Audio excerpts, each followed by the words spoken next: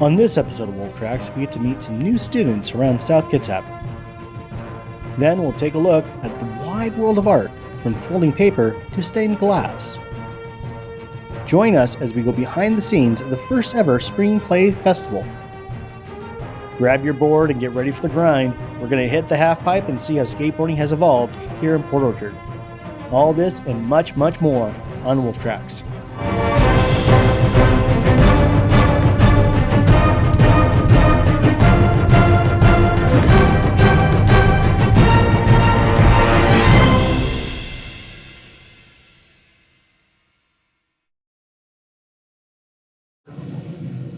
I can't believe this year's almost over. I know. Just one more week. It's been an amazing year with some great memories. Did you see this one? Students were training seeing eye dogs around the school. SK's student population is set to gain a few members. However, these aren't your average students. Starting next week, South will be welcoming in dogs that are in training to someday be guide dogs for blind individuals. If you've been around the FFA program, you may have already met Norby. Norby is a guide dog puppy from Oregon Guide Dogs from the Blind. Norby went through the program and he finished his puppy raising part of the program and he did very well with that. Starting next week, Norby and company will be introducing some new members to the pack, another puppy in training for the program. I sat down with Tanner, who will be the dog's primary trainer, to learn just what I could expect to see. We can have a dog in the high school as soon as May, and that just depends on availability and all other sorts of training problems and whether they're cleared for large crowds. They can expect to see the guide dogs most often in the commons on the stairs, but I'm going to be taking way less crowded stairs. But these aren't just any puppies. They're students, just like you. They're here to learn and work. So you see, to tell if a service dog is on duty or not, you'll see the vest, which is going to be a green vest that covers most of their back. It's going to say service puppy or service puppy in training or whatever. Any dog with a vest, a service vest, means you should let them work and try not to distract them. So he has a vest on, but he also has what's called a gentle leader. This one doesn't fit him perfectly, but the gentle leader goes over his nose and it helps him to walk nicely. So it's a training tool and it's very gentle. That's why it's called a gentle leader. And it just prods him by kind of tipping his nose to get him to slow down and pay attention when he's walking. I have had students before ask if it's a muzzle. No, it's not a muzzle. All it is to kind of tip his head a little bit if he's pulling too much to get his attention when he's walking. So as tempting as it may be to pet the puppies, they are still on duty. If it has the vest, my only thing is don't pet it, treat it pretty much like you would the dogs at an airport or something. Don't say hi to them, don't go up to pet them. They're working. Don't distract them. If becoming a guide dog trainer sounds interesting, there are ways you can get involved. Take an agriculture class and join FFA. And that way they have me as a support system. So while these puppies are on patrol, don't wag them down. Please leave them alone. They are learning just like you. Yeah, I saw some of the dogs around. They were so cute. But have you seen the paper cranes? Yeah, they were beautiful. I know, and the story behind them is amazing too. You've probably walked by it and wondered, what is this new art display here at South? This is the 1000 Cranes Project, brought to you by the South Kitsap Japanese Club and National Honor Society. All right, y'all, I am standing in front of the display, and they're setting it up right now. In Japan, cranes have a special meaning. Folding 1,000 paper ones holds an even deeper symbolic meaning. 1,000 cranes in Japanese is called zenbanzuru, and it means that if you can fold 1,000 cranes, and as you're folding them, you think of a wish, then your wish will come true. For many, this project means more than just a dozen paper cranes. I think that the project has helped give everyone like a peace of mind and maybe a little bit of hope, because we're all working together and streaming cranes together, and it's really a community thing. We started this project 2 years ago, right? And I was a freshman then, and we were doing it for the castle that burned down in Okiabana. You know, the crane's message is like peace and resolution. And even though we didn't get to send those 1,000 cranes or even finish them that year, still, I'm glad that this year, and we can put them towards, I mean, it's not quite the same thing as a burning castle. It's still centered around peace and resolution, nonetheless. And with this project, invigorated by teamwork and the pursuit of peace, the Japanese club members send a message to the world that they want peace and they want unity. The project will remain in the case for the foreseeable future, so be sure to come and check it out.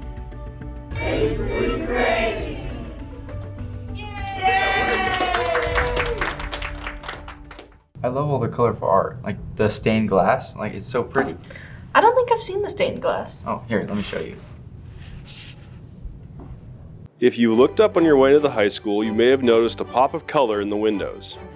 One of the projects that we do is the stained glass project, which is the culmination of our Gothic period, where we look at architecture and see how humans express themselves by going upward and building churches that went high, high, high, high. And it was all for the purpose of light, which is the opposite of the modern day interpretation of the Gothic period, which is dark. And in order to glorify light, which they equated with God even more, they decorated the windows that let in God's light with stained glass. These marvelous displays of color are actually student-constructed stained glass windows, but getting them designed was no easy task. We had to cut our design with an X-Acto knife into black construction paper and then glue the paper that we wanted it to color onto it, which is kind of difficult. Getting a first-hand tour reveals an elaborate display of flowers, landscapes, geometric shapes, and even a frog. Well, it was originally supposed to be the Princess and the Frog Voodoo Man cards, but it kind of evolved into just a frog with a crown because it was easier. Of course, the more elaborate of a design a student creates, the more difficult it becomes. The paper, it sometimes wasn't as exact as I'd like it to be, and gluing it down, sometimes I'd tear something by using a glue stick, so that was difficult, but it was fun. With every design being original, it meant that every student had to source their own inspiration. So mine was the taller one with a man in it, and he's my original character from a comic that I'm making right now. The koi fish in the water with like the lily pads. I mainly got inspired from a piece of stained glass that we actually got from Japan that kind of looks similar to it with the koi fish. Some of the rose windows in Notre Dame and things like that, they're very pretty. If you are looking to learn more about art, architecture, or how to make your own window, consider taking a humanities class next year. Like, I'm a huge fan of art history, and if anyone is a fan of the history of art or human nature, it's really fun. You know, I like all the hands-on art, but I also like 3D wit and design. You know, those students are really talented in the work they do.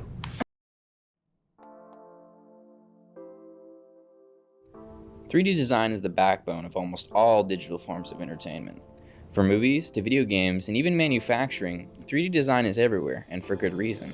The level of freedom in designing, the availability of job opportunities, and the increased availability of classes are all reasons why 3D design is such a popular topic today. Working in an entirely digital space gives artists a level of flexibility and freedom you would never see when sculpting or drawing out a model by hand. There's almost infinite possibilities to what you can do. It can be a little tedious, of course, not having it in your hand, but both have their pros and cons. Here at SK, we have many classes and a club introducing 3D design to students interested in going to the field. So we've got 2 classes that are specifically about game design and programming, Game Design Programming 1 and 2, that both work on developing games using Unity and programming them in C#. We also have a couple of other classes. There's the 3D animation class that Ms. Tierney teaches, and there's also an AP Computer Science A class where you can start learning how, sort of the broad scope of computer science and learning how to program in JavaScript, which is a lot like C#. The industry of 3D design is constantly growing as computer hardware advances further, paving the way for more accurate and detailed projects to be conducted. So there's a huge range of jobs out there, obviously games, any place where you have to try and model something and see how it works or test out an idea, as well as all the various entertainment possibilities, are all places where programming skills are likely to come in and be really super useful. If you are interested in 3D design, don't hesitate. Jump into the creative learning experience and have some fun. Besides, you never know what job opportunities will be around the corner. While we're on the topic of talent, did you watch the Spring Play Festival? I did. It was amazing. The actors really put their heart into everything they did. I know, I just love going back to watch it. The Spring Play Festival is performing this weekend. It's a show filled with humor, horror, and drama. So, what is the Spring Play Festival? The Spring Play Festival is a series of 6 short plays rather than one big play. Each play has its own style, cast, and set. Doing 6 short plays has been super fun because it keeps the whole energy super fresh, because it's 6 different vibes for the show, and it's just so fun to do all the scene changes, and it's definitely kind of whiplash between drama and funny, so it just keeps everything really exciting and fun. And it's been a completely different experience, especially after Mamma Mia, doing 6 short plays instead of one big long play, and so it's been super fun. On top of that, each play is student-directed, meaning the cast, the movements, and even how the lines are spoken are all decided by each play's student director. I had never tried directing before this play, but I'd always really wanted to. And it was definitely very different than what I expected. There's a lot of nuance. There's also a lot of different styles that I could have gone with. I think it was really educational and really helpful to be able to work with actors and be in that leadership position for the first time ever, and I'm really glad I was able to do that. Of course, it's important to remember the people on stage, the actors. The actors in the spring play were excited to be acting in it and also making friends along the way. I'd say I've had actually a lot of fun doing the plays. This is my first time really being double casted in one. I'm in Country Gothic, and also Post-its. Another favorite part of mine is I've met a lot of good friends, and I even met one of my really good best friends while doing theater. Tickets for the Spring Play Festival start at $5 with ASB and $7 without. Catch it before it's over. The remaining shows are on Friday and Saturday at 7 p.m. and Sunday at 2 p.m. Be sure not to miss this exciting show. I love how there's so many different types of talent in the world. You know what skateboarding is, right? Oh yeah, something I could never do. Who can, man? I don't know. Skating, you require a lot of practice, balance, and you're not going to get it on your first try. It's every single skateboarder who falls, they never quit.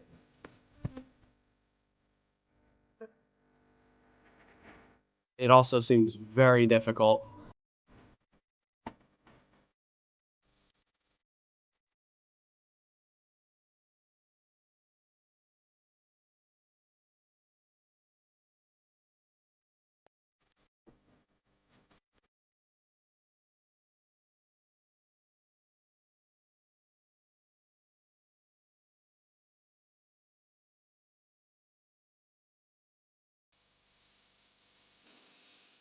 With the fine sport of skateboarding, there comes a nicely crafted community around it. My favorite part of the skate community by far is how welcoming and accepting everyone is. And the community that really are just so amazing in skateboarding. I do consider myself a part of the skate community. I am friends with a lot of skaters and have kind of been adopted into this community. It's very welcoming, and I enjoy what I see. We can get together and have this amazing skateboarding community that we're all a part of and nobody's left out of. This is so much fun. Why would I quit this? Stair sets are a known obstacle amongst the community. When you skate, you start seeing everyday objects as things that you can skate. I look at something like this and I think, can I skate this? When am I gonna skate this? How bad will it hurt? These stairs? Yeah. That they're stairs, and a lot of people use them.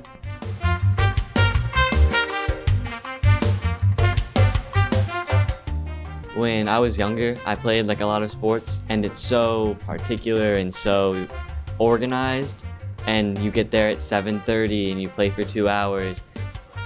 I play varsity football for South Kitsap. So football is a team-based sport. You have your teammates to kind of help you out, and everyone has a specific role and job that overall will create the end product. While skating is very individual, and you have to fill every job yourself. Any time of the day, any day of the week, you go out and you skate. And there's no real way to do it, you just skate. Possibilities are endless. And you're doing it because you like it, and I know your parents aren't probably making you do it. If you look at everyone's kickflip, everyone kickflips differently. And it's all just like, with this sport, it's so different than every other sport because it's just the uniqueness of everyone. Everyone skates differently. No one skates the same. After hearing different skaters discuss their views on skating, it's now time for a different perspective. I'm not a skater. What do you know? I mean, I know that you stand on a piece of bamboo with wheels and what I think are called trucks. It looks interesting, but it also seems very difficult. It looks like if I stood on a skateboard, I'd probably eat it. With skating, you need perseverance and patience. Because you might not land it.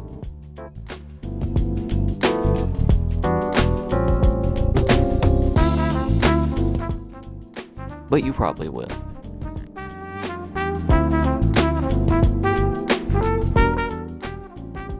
Skating isn't just total fun though. It can really be used as an outlet for mental health or as a way to escape from your responsibilities. What was it again? I go off on rants. Skateboarding means so much to me. I'll like be dealing with something and it means so much to me that I can just go out and skate and I'm not gonna lie, I just forget it. And I know you can say that about any hobby you have, any sport you play, but with skateboarding it's just so different because your mind just goes to what you're doing in skateboarding and it's just so important.